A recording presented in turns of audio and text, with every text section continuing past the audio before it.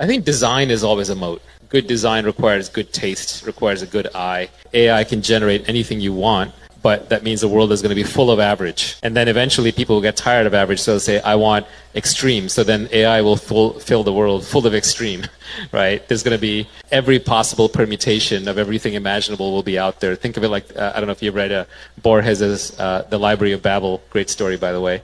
But, it's like every permutation of every book is in this library, including the refutation of every book, the translation of every book, the opposite meaning of the book, etc. So at some point, you realize that the core task becomes editing, it becomes selection, it becomes curation. So developing your judgment, your taste is really important.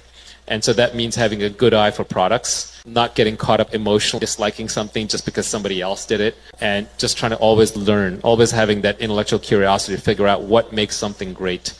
And then if you're hardworking, you can take that taste and you can literally translate it into creating something great. Like I never thought of myself as a builder or creator, or even as a writer. Like on Twitter, I got good writing these short, pithy things, but I never started out as a writer. I actually remember when I was young, I tried to write a book. Like we were forced to write a book for some English class, and I might have been like the only person in the class who didn't finish the assignment. I couldn't write the book.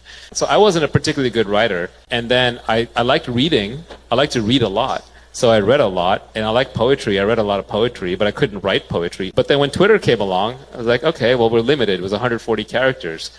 So you have to pick every word carefully like it's poetry. And so that turned out to be useful. I developed taste without realizing it just by having had a passion when I was young for reading that stuff. It was something you could never predict. You could never connect those dots looking forward. Yeah. But I think developing your genuine taste is actually a useful thing.